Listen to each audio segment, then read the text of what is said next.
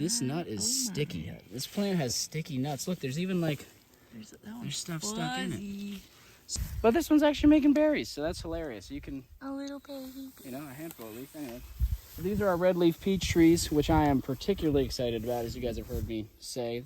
They're going into their third season. Third season from a seed is crazy. There's some beetles on here. Now, some of these peaches are showing definitely signs of disease. Well, we're back down at the North Carolina Food Forest site at my grandparents' farm here, and it's hot. We've got a lot that we're doing today, so this is going to be short, but I just want to take a quick trip through the food forest. Mostly, you know, I enjoy making these videos. It's a good way to document what the plants look like throughout the season. So here we have a sunchoke patch. Now, this line right here we planted this winter, but this clump over here has been here for a while. We put it in a few years ago. I've talked about this patch before. There's some elderberry mixed in with it.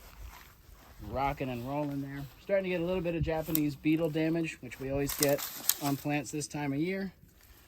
Typically, or at least the past few years, it hasn't really slowed them down significantly. They can handle a little bit of damage, and usually they live just fine. Although this elderberry is particularly hard hit.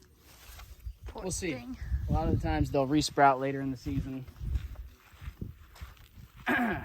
Japan holly there, still alive.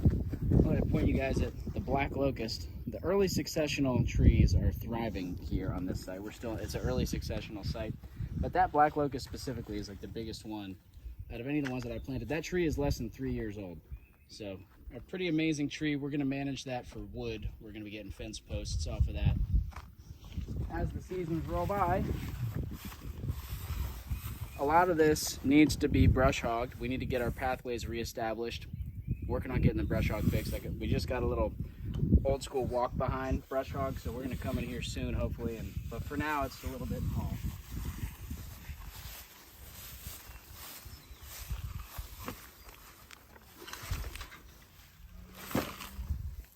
So, one of the things I'm most excited about here, we put a lot of hazelnuts in this patch. I've talked about this before, and the food forest is wider than this fenced-in area. Again, all this has been documented in other videos. Today, we're going to kind of focus in on what's going on inside this little deer exclusion fence, but there are hazelnuts scattered throughout this little, I don't know, half an acre plot. But anyway, most of the hazelnuts are concentrated in here. These shrubs, I don't know how old they are because a friend gave them to me. They were already a year or two old when we put them in here, but you can see we've got some nuts forming. Like this one right here may not mature. It's hard to tell. It's still early in the season. They could size up.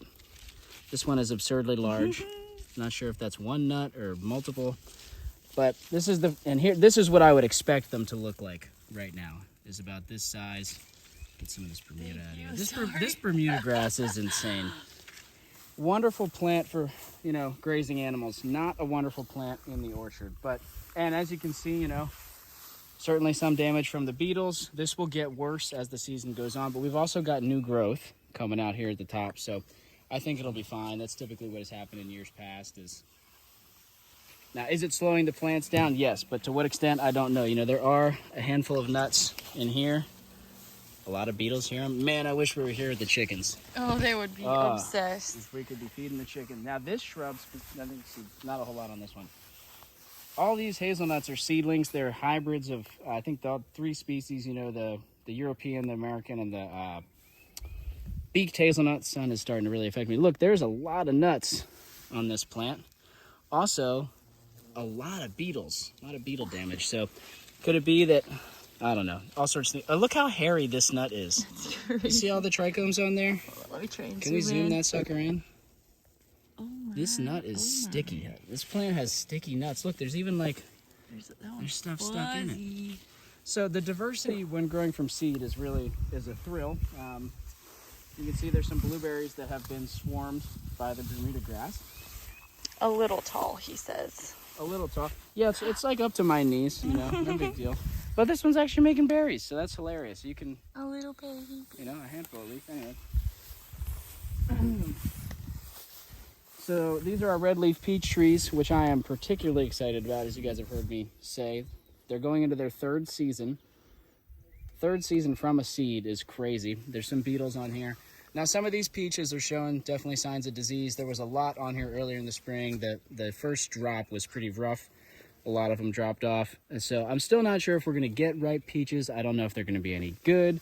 You know, I wouldn't recommend growing this plant if peaches are the main thing you want. I love the foliage. I'm hopeful that the peaches will be good.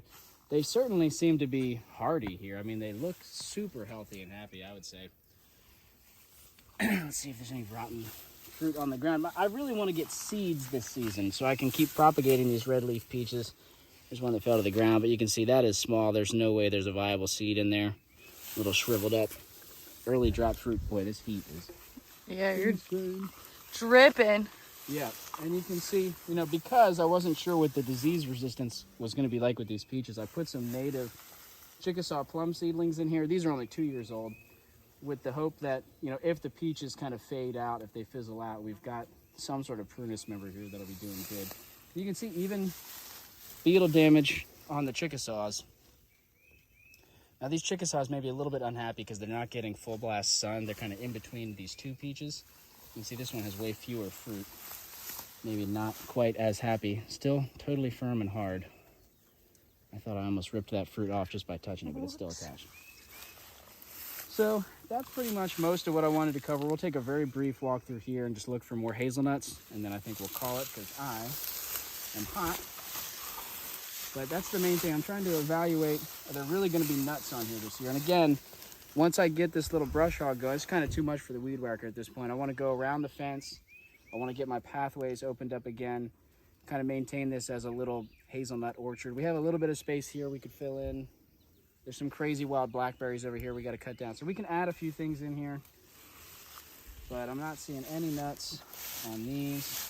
A lot of poison ivy, and I'm in shorts obviously, so I gotta be kind of careful walking through here. You know, a few nuts. Again, I'm not sure. Are these gonna mature? They might have. Did they not get pollinated? I don't know. I just don't have enough experience to tell you what's going on. Because that definitely, I would expect the nuts to be big like this time of year if they're gonna do anything significant.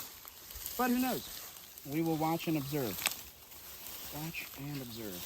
A lot of poison ivy. There's a lot. But that one's got bumps. And you can see this, yeah, some sort of gall or something. Some sort of insect. This hazelnut is already suckering out. These are suckers. It's already encroaching this way. So that's what I want to encourage. You know, we'll mow around this with the brush hog and let this keep expanding. So I don't feel like wading back through the blackberries and the thorns. You guys get the gist there. Once you've seen one blackberry, you've seen them all. And again, you can look back if you're interested in previous videos. Maybe I'll figure out how to link them somewhere on the recording. But we've filmed in this area before. You can see what it looked like years ago. This is going to be interesting. This was elderberries and willows stuck in the ground as cuttings. I made like I mounded up some leaf compost. You can see it in all the videos. Plan was to dig those up, sell them in the nursery, plant them out. Didn't dig them up after the first year. So this is the second year from cutting. They're now taller than I am. The question is, in the winter, will I be able to dig these plants out? Or are they just, if they're too big, we can manage them for producing cuttings in the future. You know, cut them flush to the ground every year, basically get some nice long whips. More hazelnuts again with the little nuts. Who knows what the deal is there? Maybe one of you guys knows and can tell me what's going on. Help us, please. Elderberry, more hazelnut. I get same thing with the Osage orange, right? These are Osage orange. I planted these. These were actually I planted 3 years ago. I missed digging them twice. Kind of overextended myself a couple times. Now for a while they were shaded by these elderberries, which I put in. Whoa. Yeah, it's all Japanese beetles. Oh my goodness. Where are the chickens when you need them? And so they were in the shade for a while. So like the first 2 years they grew really slow. At the start of this year they were hardly 1.5 feet tall, and now it's like. Taller So than again, you. am I going to be able to dig up enough root? I mean, we're probably going to have to cut. We could probably dig it up, damage the roots, cut it back, have a really nice field-ready Osage orange. See, we're getting some elderberry production here. Lots of lamb quarters and leafy greens. And this is probably where we'll end it. Is I just want to take a quick peek. There's more hazelnuts over there, but I want to just take a peek down this where you can see we do have some. This specific row of hazelnuts got the most initial nutrients, compost, mulch, irrigation. And so these bushes always looked the biggest and the healthiest. Again, I don't think that's entirely genetics. They definitely got more care in this row here. There's like 5 of them. I'm not seeing any nuts on this one. Just a lot of beetles. Hilarious. Some people would be alarmed. I am not that alarmed. Because again, we've seen, well, and things are different season to season. There's always the risk that they could really damage these hazelnuts. But in the past, we've seen this, and the plants have been fine, by and large. Are these strawberries? There are strawberries in the ground. I planted Those them. are And, massive. yeah, I just forgot about them. And I got strawberries this spring. Like every time I came down, I'd get a handful or two. And you can see, I mean, these, you know, if you're planting this for production, I would definitely go further apart. We planted these rows really close. We were doing nursery work. The plan was to be here doing intense management.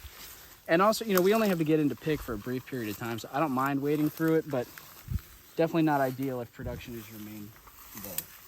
You know, this is, again, really just a passion project. If I can get some seeds for the nursery and a little bit of food to snack on, I'm thrilled. And to learn what it's like planting hazelnuts, right? So, yeah, I think that's it. More lamb's quarters. You can see there's a lot of sunchokes over there. We were digging from that patch this past winter. Some of you might have bought sunchoke tubers from me. They came from there and from that other patch.